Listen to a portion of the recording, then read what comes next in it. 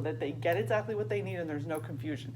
So I'm going to start out with, like you probably went over in your book, the level system. So it's 1 to 10, 1 being the darkest, which is like almost black, darkest brown, and 10 being the lightest, which is lightest brown.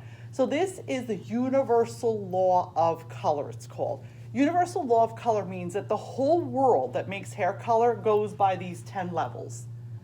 And this is how we figure out the natural level of hair as to where you're going to start. So when a client comes in and sits down, the first thing we're going to want to find out from them is,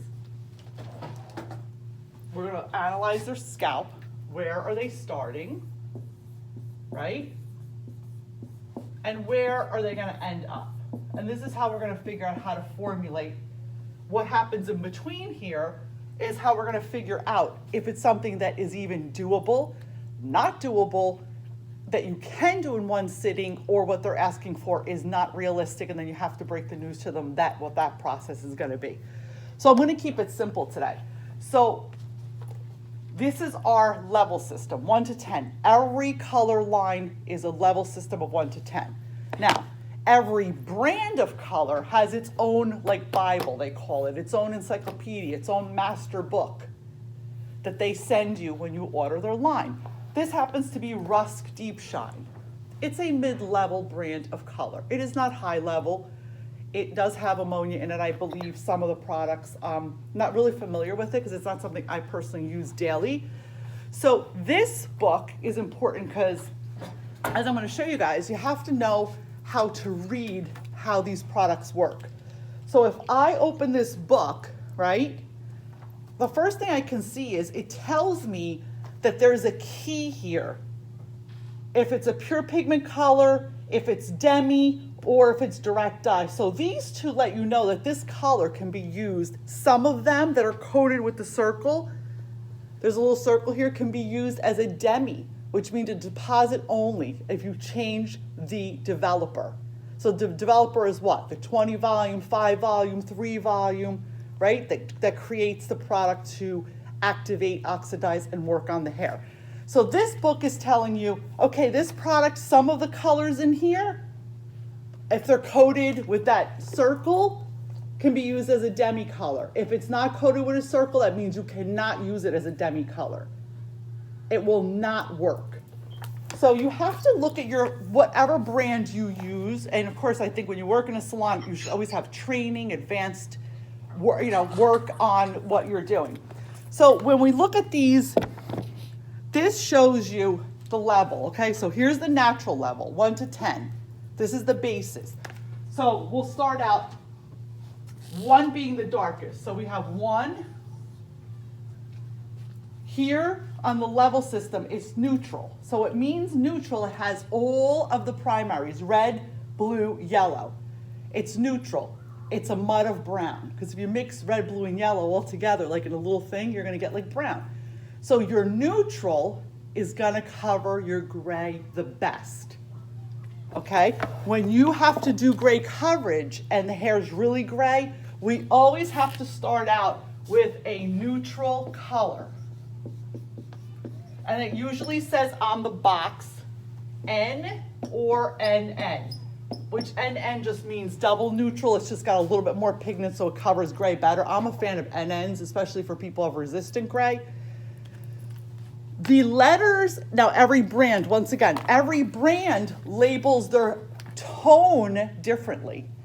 This brand is very easy to read. They're telling you the N is their natural series. So their N is closest, these are the naturals, and the naturals would be the best for gray coverage if you just want plain gray coverage. NC is natural cool, which starts to incorporate, cool means blue pigment. Now, as you become a colorist and work more, like I said, every brand is different. Some say blue, point B after the first number. The first number is the level. So we have level is the first number. The second number or the initials are the tone of the color. Does that make sense? So I'm going to take an example here. Let me see what I have here. Okay, so this is 3.0 NC. What do you guys think this represents? 3 is what? Level 3, right? The 0.0 is usually neutral. N, neutral. C, cool. So this is a level 3, darkest brown, natural, cool brown. This color may be ideal for my client who came in with, until you get an eye for this, you can use your little thing like this. You would split her hair, put this here, and you can match up similar her natural level. She's naturally, I'm gonna say she's more of a level 4, but she's a little bit warm. So being warm means she has golden tones. Warm tones look like a sunset. All the colors of a sunset are warm tones. Yellow, orange, red. Cool tones are the colors that you would see after the sun goes down, and there's blue and lavender and clouds. So cool tones are all bluish, violet, lavender, right? They're more on the blue side, where warm tones are more on the sunny side, okay? Most people's underlying pigment is warm, especially if they're a level 6 or lower. What's underneath is warm. Every time I get highlights, I have to struggle to make sure my highlights are cool enough, because my hair goes right back to what? Being warm, because that's my natural underlying pigment. So if I was to color my hair and my hair is naturally warm, I would need to make sure that my base color has what in it? Blue. So I would never put a warm color to touch up my roots, because then it would be even redder. I would choose a blue tonal value. So I'll go back to showing you guys the chart here. So again, this color line is very self-explanatory. Neutral, neutral, cool. Then we go here, there's even a little chart here. Look at that. You see that? Natural, warm. So these are very warm colors. Their underlying pigment is very, very warm. Natural light series. These are colors that help the hair lightener. These are cool. So these, I would actually, if I was going to touch up my hair, I would go for a 7.1 AA. And I would mix it with a 7, because I want a level 7 root, right? Level 7. And then I want blue to knock out all that orange pigment in my hair. Only on my roots. I wouldn't pull that back to my ends. Why? Because I have highlights, and then they would turn what? Like a dark, ashy blue. And you don't want that. So that's why you have to know the difference between your root touch-up and your toner. All right. So like I said, in here, it's very self-explanatory, especially this. This is great for learning, because it really shows you everything of the pigments in this chart. So let's do a few examples and formulate these clients' hair. So this client came in, we're gonna make believe, for argument's sake, because I don't have anybody that's gray hair, that she has about an inch of regrowth. Do you guys see that? We'll make believe this is an inch of gray hair, salt and pepper, and she says to me, you know, I'm on a tight budget, I just need a touch up today, I just really need to get these grays covered because I have to go to a wedding. Okay, I've never seen her before. I do the consultation, we figure out what she's had on her head, we ask her all the questions of allergies, if she's allergic to nuts, if she's had any reactions to hair color.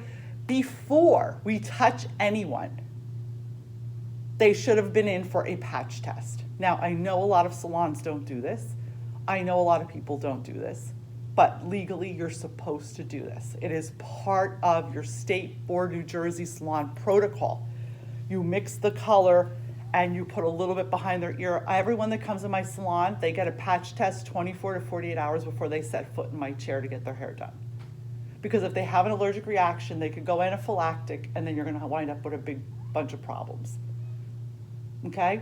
We used to do the patch test in the forearm. You could do it here or right behind the ear. Just put a little bit of hair color there. And then if there's no reaction after 24 to 48 hours, it is safe for them to come back and have their hair colored. It is called a preliminary patch test. This is on your state board exam. People forget about it. People get lazy. It's just, if you go to a salon, a lot of people just don't do it. It's a liability, and you really should get in the habit early on if you're going to be a colorist to really do this. So when people book in, it should be the responsibility of the, whoever's booking those appointments to make sure that they book people in for a patch test. So in the consultation, you discuss all these allergies. You discuss everything. Of course, this is the first visit. There's clients who are allergic to nuts. My kids are allergic to nuts. I don't use any products with nuts in my salon. These are all things that are really important. So now we know that the client has these roots. She wants a touch-up. I assessed visually, but for teaching's sake, I'm gonna figure this out. She wants to stay the same tone. So I'm gonna say she's between a 4 and a 5, okay? Now I'm gonna ask her, hey Melody, how does your hair color last? Does it wash out quickly? What struggles do you have? What do you hate? People don't know what they like, but they definitely don't know what they don't like. So I always ask them, what do you really hate about your color? And it's so much easier to get an answer because then you know what they want. All right, this is just years of experience. So I've decided that she's gonna be between a 4 and 5. She told me that her color turns reddish and warm right away. So then of course I'm gonna continue to investigate more. Okay, well maybe she's on medication, thyroid medication, blood pressure medication, cholesterol medication, hormone medication. All these things affect your hair color. And another huge culprit, depending where your client lives, is do they have well water? If your client has well water and is not treating their hair with a well water action shampoo to get rid of all the minerals, guess what? The color is going to go orange and distorted because of the copper and the iron in the water. It destroys your blondes. It makes highlighting a nightmare. We're going to cover that in minerals another day. But I would, if that client said to me, no, I do have well water. I live in Manalapan. Yeah, we have well water. I'm like, okay. I would shampoo her first with a demineralizing shampoo, give her a crystal gel treatment, which is simply a treatment that removes all the sulfur, the iron out of the hair. Then I would dry her hair. Then I would do her touch-up because I'm not going to be working on a clean canvas. Once again, this is all the stuff that makes that difference, is going to set you apart from the other person, going above and beyond. Having that amazing edge as a colorist, that is what's going to make you really kill it in this industry. Okay, now again, if you're not going to be a colorist, these skill sets hold true for everybody. If you're doing nails, if you're doing lashes, if you're doing skincare, always really being a great investigator, knowing where you're starting and where you're ending is huge. So I'm going to formulate her touch-up. I know I've done all this demineralization stuff. So I've decided I am going to go with, I already planned this all out before you guys got here. So I am going to go with a 3 natural cool. The level she wants is a 4 or 5, but because she oxidizes so much, I want it a little richer, and she has a lot of gray. So I'm going to go with a 3 natural cool. And I'm only going to use a 15 volume because I don't want to lift too much. How did I come to that decision? Well, I want her to be a level 4, right? I want her to be cool because I have to, cancel out the orange. I don't want to lift her a lot. So what do we use to lift is our developer. So developer 20 volume equals 2 levels of lift. I don't know if you guys can do. So 20 volume, 2 levels of lift. 30 volume, 3 levels of lift. 40 volume, 4 levels of lift. I don't really want to lift her. I just want to give her a rich gray coverage, rich deposit. It is an old wives' tale that you have to use 20 volume for great gray coverage.